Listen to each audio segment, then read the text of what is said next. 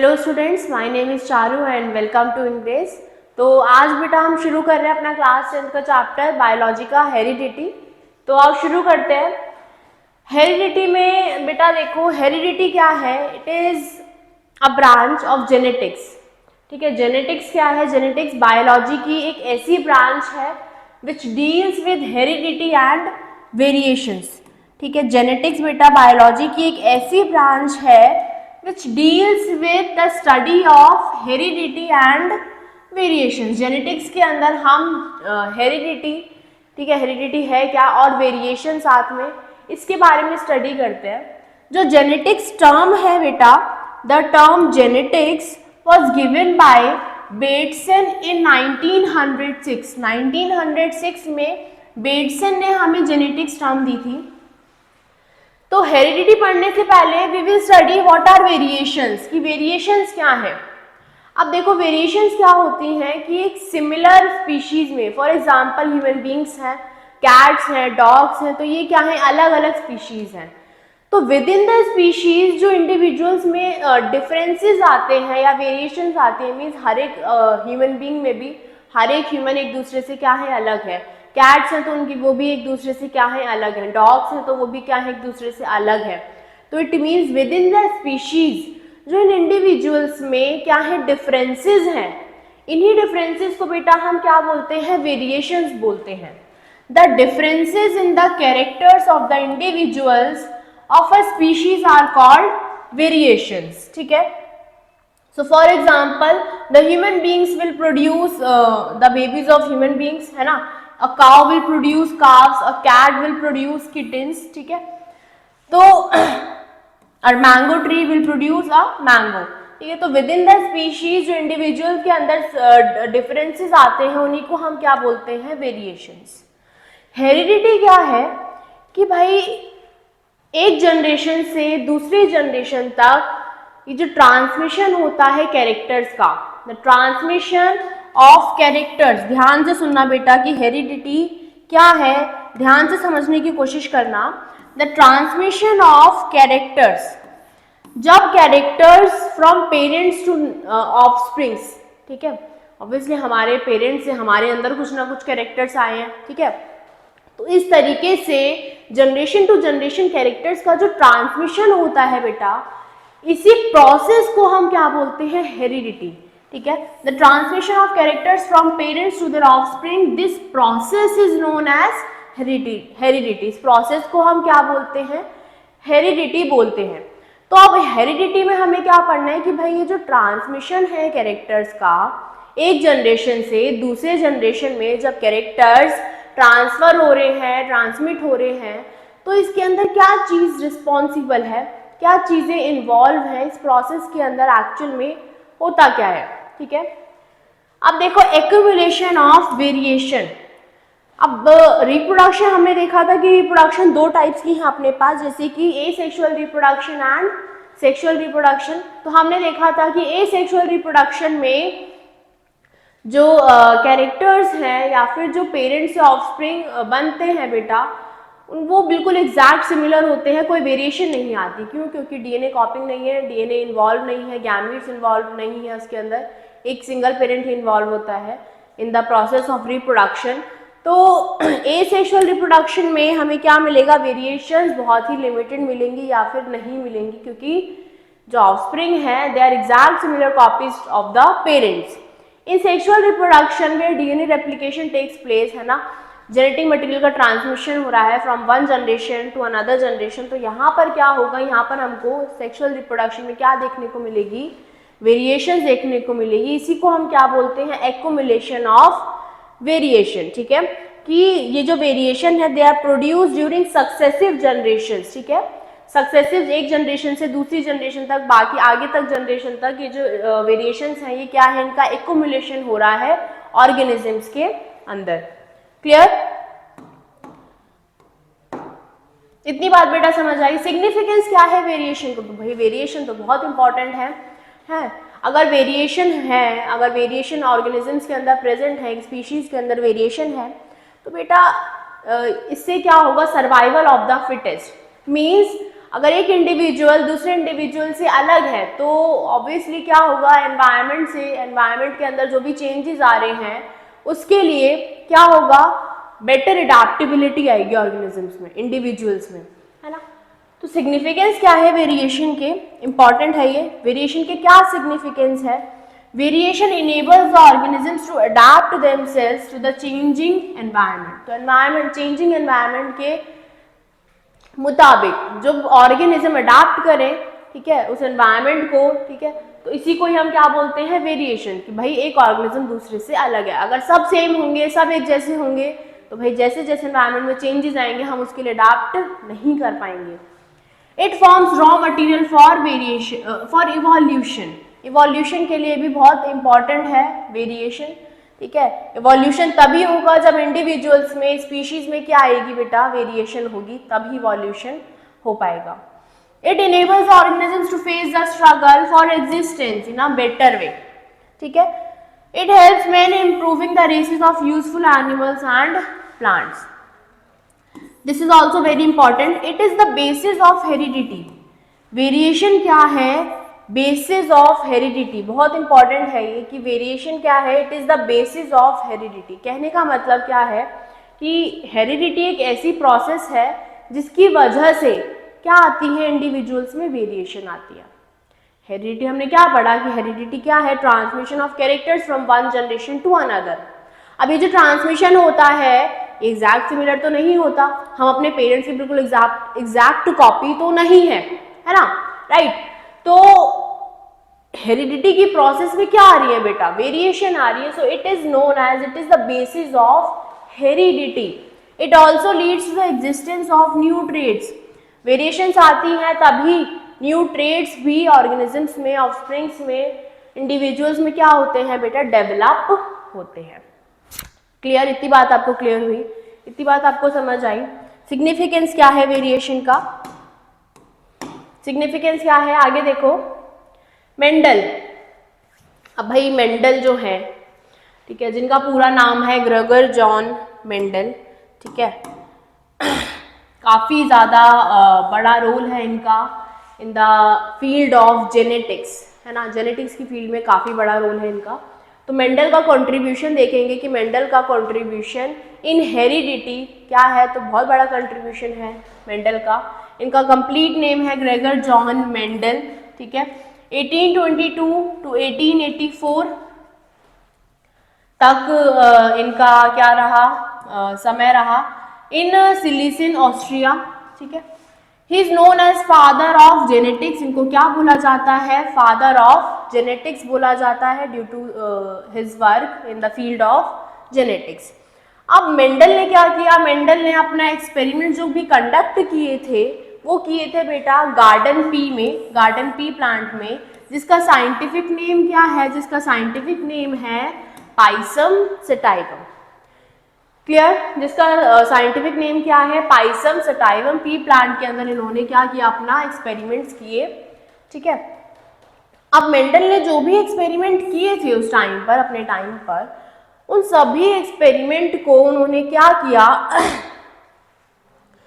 उन्होंने ब्रुन natural society in 1865 में, ठीक है, पब्लिश करा in annual proceeding of the natural history society in 1866। अब इतना कोई डिटेल में आपसे नहीं पूछेगा, but still for some knowledge हम देख सकते हैं कि मेंडल ने अपने एक्सपेरिमेंट्स को क्या करा, पब्लिश करा, ठीक है। कब किया, इन 1866 में। बट जब उन्होंने अपने वर्क को पब्लिश किया था ना, तो उस टाइम पर इनके वर्क को रिकॉग्नाइज नहीं किया गया, ठीक है। लोगों को समझ नहीं आया था कि भाई किस तरीके से इन्होंने बायोलॉजी के अंदर एक तो मैथमेटिक्स, स्टैटिस्टिक्स ऐड करी, ठीक है। तो लोगों के समझ के थोड़ा बाहर था। तो उस टाइम पर इनके वर्क को, इनके एक्सपेरिमेंट्स को रिकॉग्नाइज नहीं किया गया। But after his death his work was recognise in 1900 में। आफ्टर हिज डेथ इनके वर्क को रिकॉग्नाइज किया गया। 3 साइंटिस्ट इसके लिए रिस्पॉन्सिबल हैं जिन्होंने इनके वर्क को रिकॉग्निशन दिया था बेटा। तो 3 वो साइंटिस्ट कौन कौन से थे देखो, Hugo de Vries, Karl Correns and Tschermak. ये 3 साइंटिस्ट थे जिन्होंने इनके वर्क को वापस से क्या किया, रीडिस्कवर करा, ठीक है। और फिर जो है मेंडल के वर्क को क्या किया गया, रिकॉग्नाइज किया गया, ठीक है, पब्लिश किया गया। और देखते हैं क्या किया था मेंडल ने, उसके बारे में पढ़ते हैं। सबसे पहले उसे पढ़ने से पहले हम देखेंगे कुछ जनरल टर्म्स, वो समझेंगे जो बहुत इंपॉर्टेंट है, इसके बिना आप आगे तक समझ नहीं पाओगे। तो जो कुछ जनरल टर्म्स, सबसे पहले बात करते हैं जीन की। जीन क्या है? जीन को बोला जाता है hereditary unit. Gene is the basic unit of heredity. Gene is the basic unit of heredity. क्यों बोला जाता है इसको बेसिक यूनिट ऑफ हेरिडिटी? क्योंकि ये जीन्स ही हैं जो कैरेक्टर्स को या ट्रेड्स को एक जनरेशन से दूसरी जनरेशन तक कैरी करते हैं। इन जीन्स में ही वो कैरेक्टर या फिर वो इंफॉर्मेशन स्टोर होती है जो एक जनरेशन से दूसरी जनरेशन में क्या होती है बेटा, कैरी होती है। That is why gene is known as basic unit of heredity. अब एलील क्या है, ठीक है, और होमोजाइगस ट्रेट, हेट्रोजाइगस ट्रेट, ये सब क्या होते हैं देखो। अब देखो जीन क्या है? Basic unit of heredity. And gene always occurs in pair. Gene always occur in pair. So for example एक जीन है जो जिसके अंदर इंफॉर्मेशन स्टोर है, for example height of the plant, ठीक है, फॉर एग्जाम्पल हाइट के लिए। तो हाइट के लिए जो जीन होगा बेटा वो 2 ट्रेट शो कर सकता है, या तो वो टॉल होगा या फिर वो ड्वार्फ होगा। क्लियर? तो टॉलनेस के लिए जो जीन होगा वो इस तरीके से होगा अगर प्योर ब्रीड है तो, ठीक है, और ड्वार्फ के लिए कुछ इस तरीके से। तो अब देखो क्या है, gene always occur in pair, ठीक है, और इस पेयर को, इस जेनेटिक पेयर को हम क्या बोलते हैं? This genetic pair is known as allele. This genetic pair is known as allele. तो एलील क्या है? The term allele refers to each of the members of a genetic pair और alternate trait of a gene pair, ठीक है। तो ये क्या show कर रहा है? ये शो कर रहा है अपने को अलील, ठीक है, and these allele are forming gene. और इसी जीन में क्या, इस जीन से ही हमको क्या पता चल रही है? ट्रेट या फिर एक कैरेक्टर शो हो रहा है। ये क्या है बेटा? दिस इज अ ट्रेट और अ कैरेक्टर। क्लियर? अब देखो कोई ट्रेट होमोजाइगस भी हो सकता है और हेट्रोजाइगस भी हो सकता है। अब फॉर एग्जाम्पल मैंने यहां पर लिखा है कैपिटल टी, ठीक है, विच इज शोइंग टॉलनेस, ठीक है, और यहां पर मैंने लिखा है small T and small T. तो यहां पर ये जो ट्रेट है it will produce only one type of gamete, ठीक है। ये हमेशा क्या शो करेगा? ये हमेशा टॉलनेस शो करेगा और ये हमेशा ड्वार्फनेस शो करेगा। इट मीन्स होमोजाइगस ट्रेट कैसे होंगे? जब अलील जो है, ठीक है, अलील कुछ इस तरीके से प्योर ब्रीड होंगे या फिर एक ही टाइप के गैमीट्स फॉर्म कर रहे होंगे। So this is known as homozygous trait. Heterozygous trait क्या होते हैं? जब अलील्स डिसिमिलर हो। यहाँ पर क्या है? सिमिलर है। जब अलील डिसिमिलर हो, for example capital T and small T, यहाँ पर अब अलील क्या है? डिसिमिलर है, और यहाँ पर गैमीट्स 2 टाइप के शो हो सकते हैं, ठीक है, यहाँ पर गैमीट्स 2 टाइप के बन सकते हैं बेटा। तो ये अपना जीन समझ आया आपको। जीन क्या है? Basic unit of heredity which always occur in pair. इसी जीन के अंदर हमारी क्या है? कैरेक्टर्स या फिर कोई भी इंफॉर्मेशन स्टोर है जो एक ही जनरेशन से दूसरी जनरेशन तक ट्रांसफर हो रही है, ट्रांसमिट हो रही है, ठीक है। ये जो जीन है they always occur in pair, और इसको हम क्या बोलते हैं? एलील, ठीक है। अब ये जो ट्रेट्स हैं हमारे होमोजाइगस भी हो सकते हैं और हेट्रोजाइगस भी हो सकते हैं। कोई ट्रेट डोमिनेंट है या रिसेसिव है, इसका पता हम कैसे कर सकते हैं? तो जब हम, जैसे अभी हमने आगे क्रॉसिंग करेंगे, ठीक है, तो उसमें हम देखेंगे generation F1 generation, F2 generation. तो जब कोई ट्रेट F1 जनरेशन में एक्सप्रेस नहीं हो पाता, ठीक है, फॉर एग्जाम्पल हम पढ़ेंगे भाई टॉल और ड्वार्फ के बीच में क्रॉसिंग पढ़ेंगे, ठीक है। तो F1 जनरेशन में क्या आता है, इन F1 जनरेशन हमको इस ऐसे प्लांट्स दिखाई देते हैं, capital T and small t। तो ये क्या शो कर रहा है, कैपिटल T स्मॉल t, ये शो कर रहा है कि F1 जनरेशन में जो प्लांट्स आए वो सारे कैसे आए थे, टॉल आए थे। F1 जनरेशन में सारे प्लांट्स टॉल आए थे। है तो ये हेटेरोजाइगस, बट प्लांट कैसे शो हो रहे हैं, टॉल। इट मीन्स जो ड्वार्फ कैरेक्टर्स थे, ठीक है, जो ड्वार्फ प्लांट्स थे वो एक्सप्रेस ही नहीं हुए F1 जनरेशन में, ठीक है। तो जब कोई ट्रेट एक्सप्रेस नहीं होता एक जनरेशन में, ठीक है, तो वो ट्रेट क्या कहलाया जाता है, रिसेसिव ट्रेट। और जो ट्रेट एक्सप्रेस होता है उसको हम क्या बोलते हैं, डोमिनेंट ट्रेट, ठीक है। तो डोमिनेंट ट्रेट क्या है, कोई भी रटना नहीं है इसको कि भाई टी को टॉल है और इसको डोमिनेंट बोलते हैं, नहीं। अब भाई क्योंकि ये ट्रेट जो टॉल ट्रेट है वो F1 जनरेशन में एक्सप्रेस हुआ, ठीक है, बट ड्वार्फ ट्रेट नहीं हुआ, तो इट मीन्स वो क्या हो गया, छुप गया, तो वो क्या कहलाया जाएगा, रिसेसिव ट्रेट, ठीक है। इसलिए इसको क्या बोला गया, रिसेसिव ट्रेट। ड्वार्फ ट्रेट इसीलिए रिसेसिव माना गया क्योंकि ये एक्सप्रेस नहीं हुआ, जबकि क्या एक्सप्रेस हुआ बेटा, हमें क्या, कौन से प्लांट्स मिले, टॉल प्लांट्स मिले थे F1 जनरेशन में, ठीक है।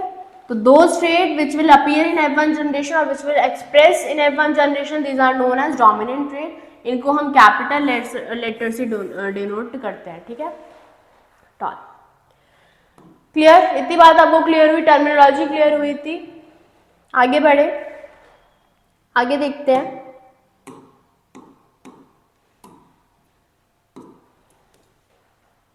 जीनोटाइप, फिनोटाइप क्या होते हैं, एक बार ये भी देखते हैं, what is genotype and what is phenotype. तो जीनोटाइप क्या होता है, फॉर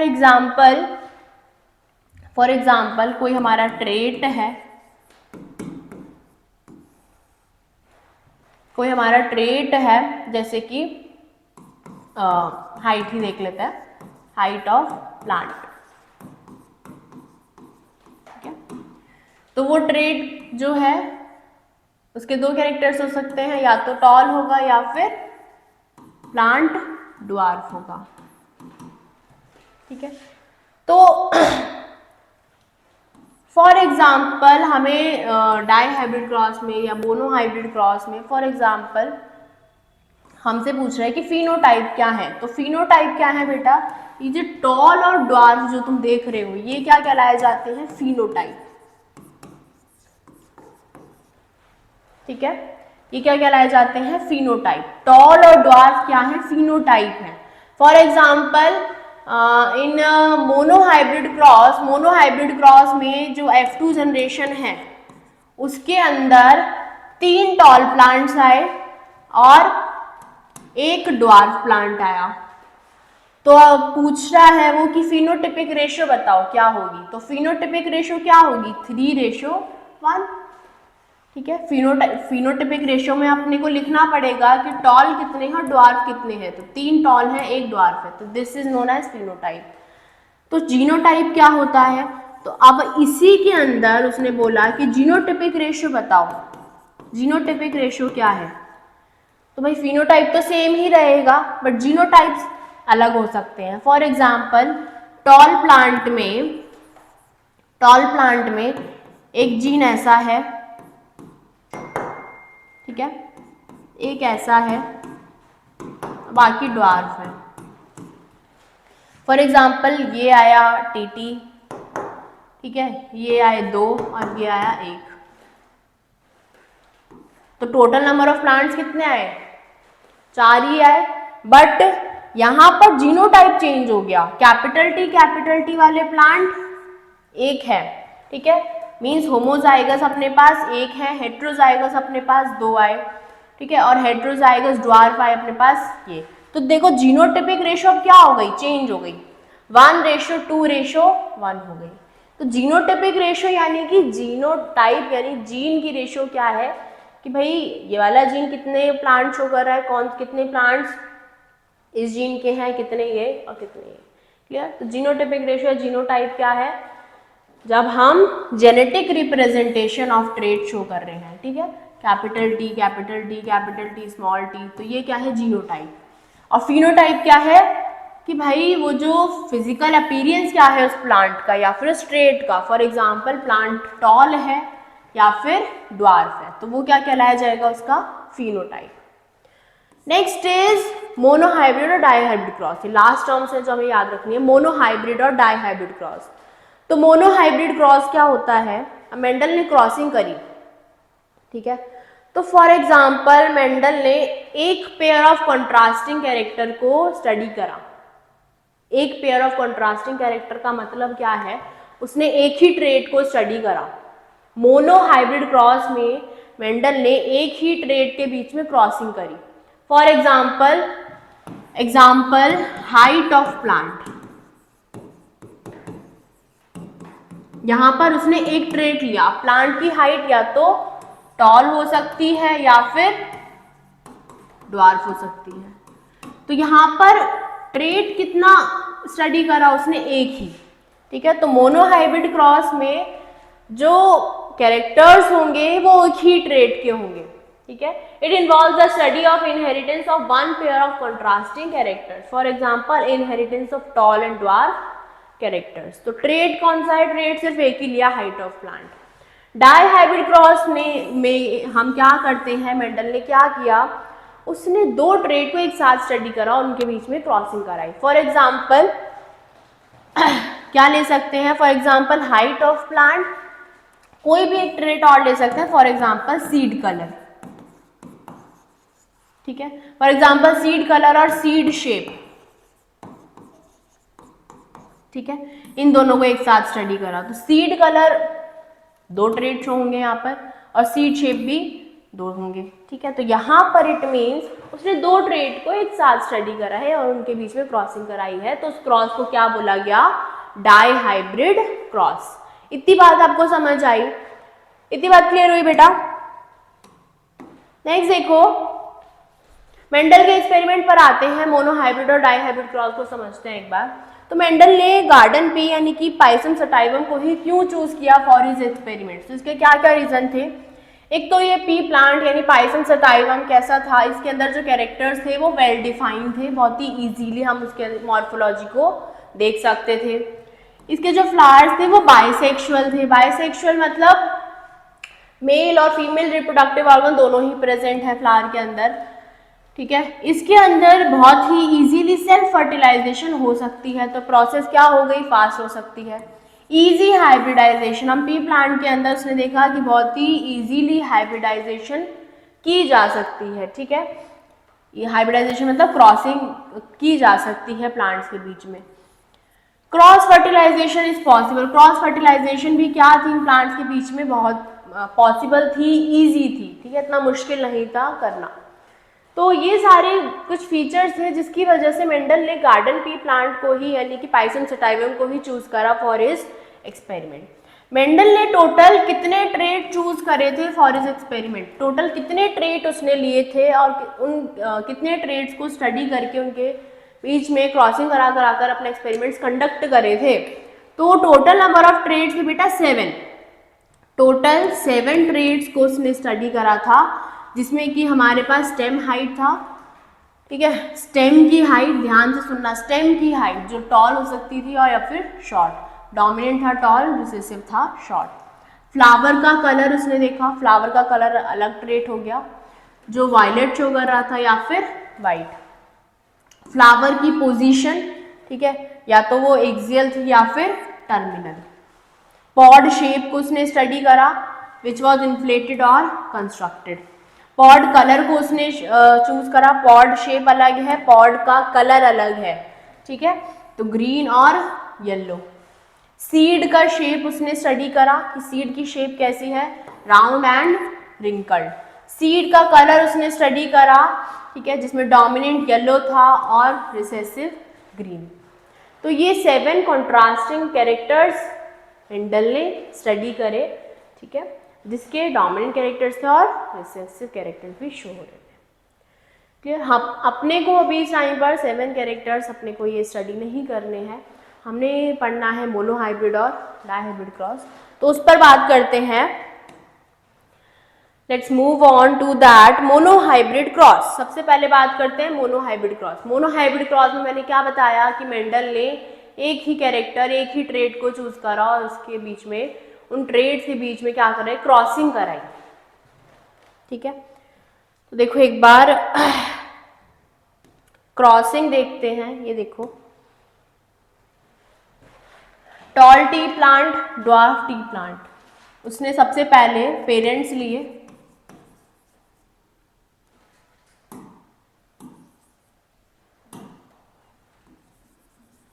ठीक है, पेरेंट्स कैसे थे, प्योर ब्रीड। कैसे थे बेटा, प्योर ब्रीड यानी कि होमोजाइगस। ठीक है, तो पेरेंट्स लिए और यहाँ पे स्टडी उसने क्या किया, कैरेक्टर, मोनोहाइब्रिड क्रॉस है ना बेटा, ये क्या है, ये मोनोहाइब्रिड क्रॉस है, तो एक ही कैरेक्टर को स्टडी किया उसने, हाँ या ना, एक ही कैरेक्टर को स्टडी करा। वो कैरेक्टर क्या था, वो ट्रेड क्या था, हाइट ऑफ पी प्लांट। तो इसके बाद देखो, ये पेरेंट्स इन्होंने क्या लिए, प्योर ब्रीड लिए, है ना। और पेरेंट्स प्योर ब्रीड होंगे तो टॉल के लिए क्या शो होगा, tall pea plant will be shown by capital T and capital T allele, है ना। ड्वार्फ पी प्लांट जो प्योर ब्रीड होंगे they will be shown as small T and small T. तो यहाँ पर इन्होंने पेरेंट्स के बीच में सबसे पहले क्या कराई बेटा, क्रॉसिंग कराई। तो इस जनरेशन को हमने क्या बोला, F1 जनरेशन। देखो कैपिटल टी, स्मॉल टी, इसको हम इसमें शो कर रखा है पुन्नेट स्क्वायर में, आप इजीली शो कर सकते हो उसको। This is known at Punnett square. ठीक है, तो इस तरीके से हम क्या करेंगे, capital T small T, capital T small T, capital T small T, capital T and small T. तो यहाँ पर प्लांट क्या कैसा आएगा बेटा, capital T small T will show tall, this will also show tall, this will also show tall, and this will also show tall. It means F1 generation में जितने भी प्लांट्स आए वो कैसे थे, all were tall। सारे F1 generation में plants कैसे आए, टॉल आए। तो इन्होंने क्या करा, मेंडल ने अब F1 जनरेशन में सेल्फ क्रॉस कराया। क्या कराया, self crossing of F1 generation के गैमीट्स। ठीक है, तो भाई सारे गैमेट्स कैसे आए थे, capital T and small T. तो इन दोनों के बीच में क्या करा दी बेटा, self crossing, capital T and small T के बीच में क्या करा दी, क्रॉसिंग करा दी। ठीक है, तो गैमेट्स क्या बनेंगे, capital T small T, capital T small T. फिर F2 जनरेशन करी, this is F2 generation, F2 generation करी। ठीक है, एक तरफ मेल गैमेट्स होंगे, एक तरफ फीमेल गैमेट्स, एक तरफ मेल गैमेट्स, एक तरफ फीमेल गैमेट। तो capital D small T, capital D small T. अब देखो F2 जनरेशन में क्या आया, F2 जनरेशन में आया टी कैपिटल है, क्या आएगा, टॉल प्लांट, टी। ठीक है, क्या आएगा, टॉल प्लांट। ये भी क्या आएगा, टॉल प्लांट। स्मॉल टी क्या आएगा बेटा, ड्वार्फ प्लांट। तो F2 जनरेशन में अगर फिनोटाइप की बात करें, फिनोटिपिक रेशियो की बात करें, तो फिनोटाइप कितने आए थे, कितने आए अपने पास, दो ही आए हैं, tall ratio dwarf. Phenotypic ratio क्या लिखोगे आप F2 जनरेशन में, टॉल कितने आए हैं 3, ड्वार्फ कितने आए हैं 1। This is the phenotypic ratio of F2 generation in monohybrid cross. ठीक है, अगर जीनोटिपिक रेशियो पूछते हैं कि भाई जीनोटिपिक रेशियो क्या है, तो मुझे सबसे पहले ये देखना पड़ेगा कि जीनोटाइप कितने बन रहे हैं, कितने जीनोटाइप बन रहे हैं। देखो एक जीन तो ये वाला है रेशियो, एक जीनोटाइप मेरे को ये वाला मिल रहा है और एक जीनोटाइप मेरे को ये वाला मिल रहा है, 3 ही जीनोटाइप है। ये कितने हैं 1, ये कितने हैं 2, ये कितने हैं 1। तो genotypic ratio in F2 generation of monohybrid cross इस 1:2:1। जीनोटाइप 3 टाइप के मिल रहे हैं। इतनी बात आपको क्लियर हुई है या नहीं, इज दिस क्लियर और नॉट, क्लियर है बेटा। ये था अपना monohybrid cross which was very easy. ठीक है, बहुत इजी है ये, इतनी बात क्लियर हुई, नोट कर लेना आप। ठीक है,